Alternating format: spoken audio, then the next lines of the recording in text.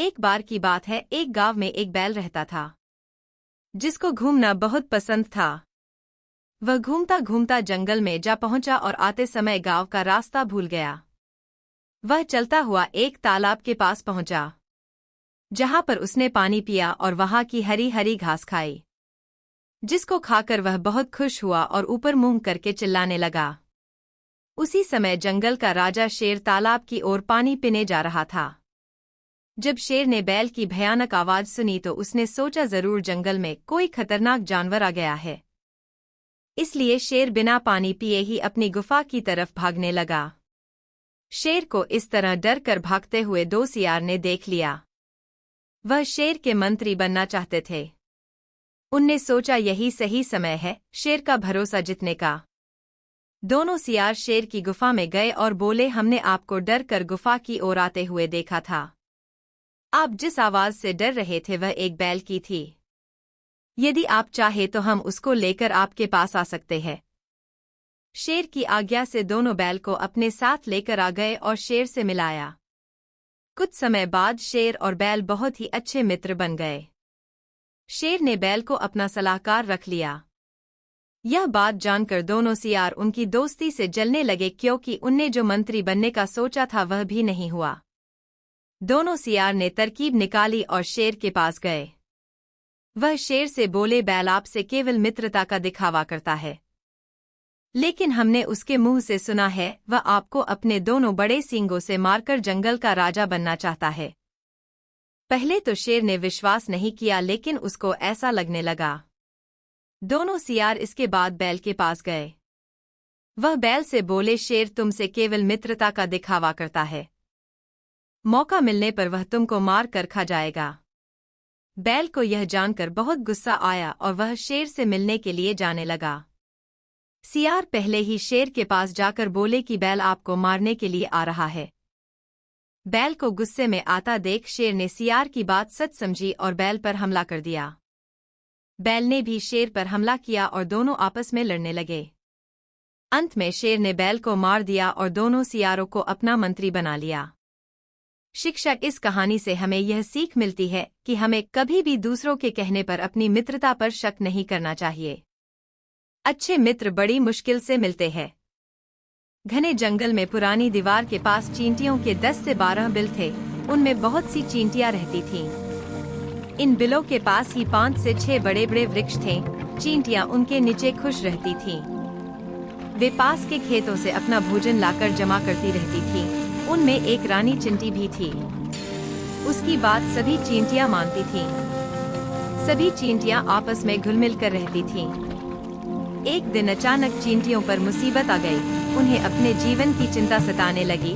हर रोज भरी संख्या में उनकी मौत होने लगी। यह सब एक हाथी की वजह से हो रहा था। वह एक वृक्ष के पास रहने के लिए आया हुआ था। वैसे तो जंगल में रहने को पर्याप्त स्थान था, लेकिन फिर भी वह चींटियों के बिलों के पास वाले पेड़ के नीचे रहने लगा। जानबूझकर दीवार के पास से गुजरते हुए चींटियों को मारता हुआ आने जाने लगा। चींटियों की दुर्दशा देखकर हाथी को बड़ी हंसी आती। वह कभी पेड़ की शाखाएं तोड़ कर ले आता तो कभी छोटी पूंछ और बड़े कान हिलाकर नाचता। कभी कभी वह जानबूझकर अपनी सूंड में पानी भरकर लाता और उसे चींटियों के बिलों पर छोड़ता। चींटियां डर कर इधर उधर भागती तो हाथी को मजा आता। एक दिन जब हाथी दूर गया हुआ था तो चींटियां इकट्ठी हुई। उन्होंने आपस में सलाह की कि वे इस खतरे का सामना कैसे करें। अंत में यह तय हुआ कि 200 चींटियों का एक प्रतिनिधि मंडल हाथी के पास जाए और उसके सामने अपनी बात रखे। 200 चींटियां हाथी के पास पहुंची। उनमें से एक ने हाथी से कहा, भाई आप हमारे पड़ोसी हैं, हमें मिलजुल कर रहना चाहिए, लेकिन आप अपना पड़ोसी का कर्तव्य नहीं निभा रहे हैं। आपने हमारे घर तहस नहस कर दिए हैं। आपको इस तरह नहीं करना चाहिए। सारी बात सुनकर हाथी सूंड हिलाकर जोर से बोला, अरे भिखारिनों, अपना पाठ अपने पास रखो, मुझे मत सिखाओ। यदि तुम्हें डर है तो यह जगह छोड़ दो।